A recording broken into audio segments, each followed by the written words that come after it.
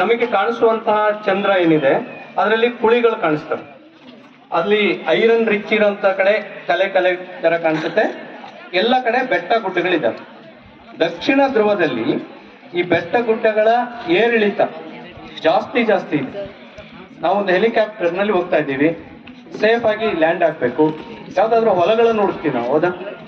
ಬರೀ ಹಂಪಿ ಅಂತ ಕಲ್ಲು ಬೆಟ್ಟಗಳೇ ಇರುವಂತ ಜಾಗ ಇದ್ರೆ ಬಹಳ ಕಷ್ಟವಾದ ಕೆಲಸ. ಆ ಕೆಲಸ ಮಾಡಿದ್ದು ಚಂದ್ರಯಾನ 3. ಅಲ್ಲಿ ಉಳಿದಂತೆ ಏನಿದೆ, ನಮ್ಮ ಊಹೆಯ ಪ್ರಕಾರ ಅಲ್ಲಿ ಸೂರ್ಯನ ಬೆಳಕು ಯಾವತ್ತೂ ಮುಟ್ಟದೇ ಇರುವಂತ ಕುಳಿಗಳಿದ್ದಾವೆ, ಹೋಲಿಸಿದೆ. ಅಲ್ಲಿ ನೀರು ಐಸ್ ರೂಪದಲ್ಲಿ ಈಗಲೂ ಇದೆ ಅಂತ ಒಂದು ಸಾಧ್ಯತೆ ಇದೆ. ಹಾಗೆ ಒಂದು ವೇಳೆ ನಮ್ಗೆ ಅಲ್ಲಿ ನೀರು ಸಿಕ್ಕಿದ್ರೆ ಇಟ್ಸ್ ಎ ಗ್ರೇಟ್ ಡಿಸ್ಕವರಿ. ನಾವಲ್ಲಿ ಹೋಗಿ ಸುಲಭವಾಗಿ ಜೀವನ ಮಾಡೋದಕ್ಕೆ ಸಾಧ್ಯ. ಹೀಗಾಗಿ ದಕ್ಷಿಣ ಧ್ರುವದಲ್ಲಿ ಅಲ್ಲಿ ಏನಿದೆ, ಬೆಟ್ಟಗುಡ್ಡಗಳೇ ಇದ್ದಾವೆ, ಸಲ್ಫರ್ ಇದೆ, ನೀರನ್ನ ಹೊಂದಿರುವಂತ ಕುಳಿಗಳಿದೆ. ಈಗ ಮುಂದಿನ ಪ್ರಾಜೆಕ್ಟ್ ನಲ್ಲಿ ಏನಿದೆ ಅಂದ್ರೆ, ಅಮೆರಿಕಾದಿಂದ ಒಂದು ಪ್ರಾಜೆಕ್ಟ್ ರೆಡಿ ಆಗ್ತಾ ಇದೆ. ಅವರು ಅಂತ ಕುಳಿಯನ್ನ ಹುಡುಕೊಂಡು ಸೀದಾ ಅದ್ರ ಒಳಗೆ ಹೋಗ್ಬೇಕು. ಆ ರಾಕೆಟ್ ಸೀದಾ ಒಳಗೆ ಹೋಗ್ಬೇಕು. ಇದು ಮುಂದುವರಿದಂತ ರೀತಿ.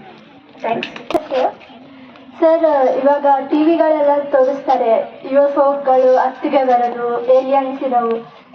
ನಿಜವಾಗ್ಲೂ ಏಲಿಯನ್ಸ್ ಇರ್ತಾವ ಸರ್? ಓಕೆ, ಏಲಿಯನ್ಸ್ ನಿಜವಾಗ್ಲೂ ಇದಾವ? ಅನ್ಯ ಗ್ರಹ ಜೀವಿಗಳು ಇದಾವ? ನೋಡಿ ಎಷ್ಟು ಒಳ್ಳೆ ಸೈಲೆನ್ಸ್.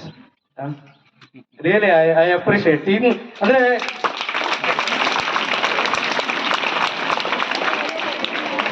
ಇದು ನಮಗೆ ವಿಜ್ಞಾನ ಕಲಿಸುವಂತ ಕ್ಯೂರಿಯಾಸಿಟಿ, ರೈಟ್? ಸೊ ಅನ್ಯ ಗ್ರಹಗಳ ಜೀವಿಗಳು ಇದ್ದಾವೆಯೇ? ಉತ್ತರ, ವಿಜ್ಞಾನದ ಉತ್ತರ ಏನಂದ್ರೆ ಇರಬಹುದು. ನಾವು ಇದುವರೆಗೂ ನೋಡಿಲ್ಲ, ಆದ್ರಿಂದ ಇದಾವೆ ಅಂತ ಹೇಳಕ್ ಸಾಧ್ಯ ಆಗ್ತಿಲ್ಲ. ಆದ್ರೆ ನೋಡಿಲ್ಲ ಅಂದ ಮಾತ್ರಕ್ಕೆ ಅವು ಇಲ್ಲ ಅಂತ ಅಲ್ಲ. ಯಾಕೆ ಹೀಗೆ ಅಂದ್ರೆ, ಸೂರ್ಯನಂತ ನಕ್ಷತ್ರ, ಭೂಮಿ ಅಂತ ಗ್ರಹ, ಇವುಗಳನ್ನ ಹುಡುಕ್ತಾ ಹೋದ್ರೆ ಇವುಗಳನ್ನೆಲ್ಲ ಎಕ್ಸೋ ಪ್ಲಾನೆಟ್ಸ್ ಅಂತ. ಸೊ ಇಂಥ ಪ್ಲಾನೆಟ್ಸ್ ಅನ್ನು ಹುಡುಕಿದ್ರೆ ಕನಿಷ್ಠ 50,000 ಕಡೆಗಾದ್ರೂ ಜೀವ ಇರಬೇಕು, ಲೆಕ್ಕ ಹಾಕೋದ್ರ ಪ್ರಕಾರ. ಆದ್ರೆ ನಮಗಿನ್ನೂ 2ನೇ ಜಾಗ ಸಿಕ್ಕಿಲ್ಲ. ಹಾಗಾದ್ರೆ ನಾವು ಏನ್ ಮಾಡ್ತಾ ಇದೀವಿ? ಇದಕ್ಕೆ ಒಂದು ದೊಡ್ಡದಾಗಿ ದೊಡ್ಡ ಆಂಟೆನಾಗಳನ್ನ ಇಟ್ಬಿಟ್ಟು ಯಾರಾದ್ರೂ ಅವ್ರು ಮಾತಾಡ್ತಾರೇನೋ ಅಂತ ಕೇಳಿಸ್ಕೊಳ್ಳೋದಕ್ಕೆ ರೆಡಿ ಆಗ್ತಾ ಇದೀವಿ. ಭಾರತದಲ್ಲಿ ಇಡೀ ವಿಶ್ವದ ಪವರ್ಫುಲ್ ಒಂದು ಟೆಲಿಸ್ಕೋಪ್ ಅದಕ್ಕಾಗಿ ರೆಡಿ ಆಗಿದೆ. ನಾವು ಅವ್ರು ಮಾತಾಡ್ತಾರೆ ಅಂತ ಹೇಳೋದಲ್ಲ, ನಾವು ಹೋಗಿ ಮಾತಾಡ್ಸ್ಬೇಕಲ್ವಾ? ಇದಕ್ಕೆ 1977 ನಲ್ಲಿ ವಾಯೇಜರ್ 1 ಮತ್ತು 2 ಈ 2 ಉಪಗ್ರಹಗಳನ್ನ ಹಾರಿಸಲಾಗಿದೆ. ಅವು 2012ಕ್ಕೆ ನಮ್ಮ ಸೌರವ್ಯೂಹವನ್ನು ದಾಟಿದೆ. ಸುಮಾರು 47 ವರ್ಷ ಟ್ರಾವೆಲ್ ಮಾಡಿಬಿಟ್ಟು ಜಸ್ಟ್ ಸೋಲಾರ್ ಸಿಸ್ಟಮ್ ಅನ್ನು ದಾಟಿರೋದು ಅಷ್ಟೇ. ಅದರಲ್ಲಿ ಈ ಗ್ರಾಮೋಫೋನ್ ತರ ಡಿಸ್ಕ್ ಇದೆ.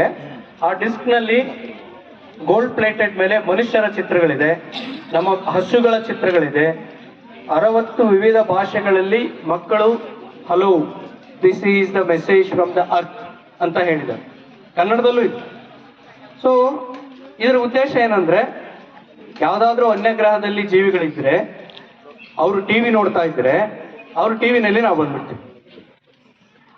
ನಾವು ಅವರಿಗೆ ಅನ್ಯ ಗ್ರಹ ಜೀವಿಗಳು, ಕರೆಕ್ಟ್? ಅವರು ನಮ್ಮನ್ನು ಹುಡುಕ್ತಾರೆ, ಓ ಇದು ಎಲ್ಲಿಂದ ಬಂತು. ಅವರು ಹುಡುಕಿದ ಮೇಲೆ ನಮಗೆ ರೆಸ್ಪಾನ್ಸ್ ಮಾಡ್ತಾರೆ. ಇಲ್ಲಿ 3 ಸಾಧ್ಯತೆಗಳಿವೆ. ಅವರು ಬದುಕಿದ್ದಾರೆ, ಇನ್ನು ಶಿಲಾಯುಗದಲ್ಲಿದ್ದಾರೆ, ಅವ್ರ ಹತ್ರ ಟಿವಿ ಇಲ್ಲ. ನಾವು ಕಳಿಸಿರೋದನ್ನ ಗ್ರಾಮೋಫೋನ್ ಹಾಕಿ ನೋಡುವಷ್ಟು ಟೆಕ್ನಾಲಜಿ ಅವ್ರ ಹತ್ರ ಮುಂದುವರೆದಿಲ್ಲ. ಇನ್ನು 2ನೇ ಸಾಧ್ಯತೆ, ಅವ್ರ ಹತ್ರ ಟೆಕ್ನಾಲಜಿ ಇದೆ, ಈಗ ಮುಟ್ಟಿದೆ, ಇನ್ನು 47 ವರ್ಷ ಬೇಕಲ್ಲ. ಅಸ್ಯೂಮಿಂಗ್ ದಟ್ ಪ್ಲೂಟೋ ಆದ ತಕ್ಷಣ ಒಂದು ಯಾವುದೋ ಗ್ರಹದಲ್ಲಿ ಇದ್ದಾರೆ, ಅದಿನ್ನೂ ಎಷ್ಟು ವರ್ಷ ಮುಂದಕ್ಕೆ ಹೋಗ್ಬೇಕು, ವಿ ಡೋಂಟ್ ನೋ. 3ನೇ ಸಾಧ್ಯತೆ, ಅವ್ರಿಗೆ ನಮ್ಮಂತ 100 ಜನ ಗೊತ್ತು, 10ರಲ್ಲಿ 11 ಅನ್ಕೊಂಡು ನಮ್ಮನ್ನ ನೆಗ್ಲೆಕ್ಟ್ ಮಾಡ್ತಾರೆ. ಆ ಸಾಧ್ಯತೆ ಕಡಿಮೆ. ಯಾಕೆ ಕಡಿಮೆ ಅಂದ್ರೆ, ಮನುಷ್ಯರಾದವ್ರಿಗೆ ನಮ್ಗೆಲ್ಲರಿಗೂ ಒಂದು ಸಹಜವಾಗಿ ಏನ್ ಬಂದಿದೆ ಅಂದ್ರೆ, ನನಗೇನಾದ್ರೂ ಗೊತ್ತಾದ್ರೆ ನಾನು 4 ಜನಕ್ಕೆ ಹೇಳ್ಬೇಕನ್ನೋದು ನನಗೆ ಸಹಜವಾಗಿ ಬಂದಂಥದ್ದು. ಈವನ್ ಸಣ್ಣ ಮಕ್ಕಳು ಅವ್ರು ನೋಡಿ, ಪಕ್ಕದಲ್ಲಿ ಏನೊಂದು ಟ್ರ್ಯಾಕ್ಟರ್ ಹೋಗ್ತಾ ಇದ್ರೆ ಅವರು ದೇ ಡ್ರಾ ಯುವರ್ ಅಟೆನ್ಷನ್, ಅದು ಹೋಗ್ತಾ ಇದೆ. ಹೆಲಿಕಾಪ್ಟರ್ ಹೋಗ್ತಾ ಇತ್ತು, ನೋಡಿ ಹುಡುಕ್ತೀವಿ ನಾವು. ಇದು ಸಹಜವಾಗಿ ಬಂದಿರುವಂಥದ್ದು. ಅವ್ರಿಗೂ ನಾವು ಫೈಂಡ್ ಔಟ್ ಆದಾಗ ಅವ್ರು ನಮ್ಮನ್ನ ಕಾಂಟ್ಯಾಕ್ಟ್ ಮಾಡ್ತಾರೆ ಅಂತ ನಮ್ಮ ಆಸೆ. ಇದುವರೆಗೂ ಆ ಥರ ಆಗಿಲ್ಲ. ಆಗಬೇಕಾದ ಅಗತ್ಯ ಇದೆ, not just for science, even ನಮ್ಮ ಜೀವನಕ್ಕೆ. ಯಾಕೆಂದ್ರೆ ಕನಿಷ್ಠ ಆಗಲಾದರೂ ನಾವು ಭೂಮಿ ಮೇಲೆ ಒಂದಾಗ್ತೀವಿ. ಯಾಕೆಂದ್ರೆ ನಮಗೊಬ್ಬ ಕಾಮನ್ ಪ್ರತಿಸ್ಪರ್ಧಿ ಸಿಗ್ತಾನೆ. ಅಲ್ಲಿವರೆಗೂ ನಾವು ನಮ್ದು ಈ ಧರ್ಮ, ನಮ್ದು ಈ ಜಾಗ, ನಮ್ದು ಈ ದೇಶ, ಈ ಭಾಷೆ, ಈ ಕಾರಣಕ್ಕಾದ್ರೂ ನೀವು ಬೇಗ ಅನ್ಯಗ್ರಹ ಜೀವಿಯನ್ನ ಹುಡುಕ್ಬೇಕು. ಮಾಡಿ ಆ ಕೆಲಸ. ಧನ್ಯವಾದಗಳು ಸರ್. ನೆಕ್ಸ್ಟ್ ಮುಂದಿನ ಪ್ರಶ್ನೆ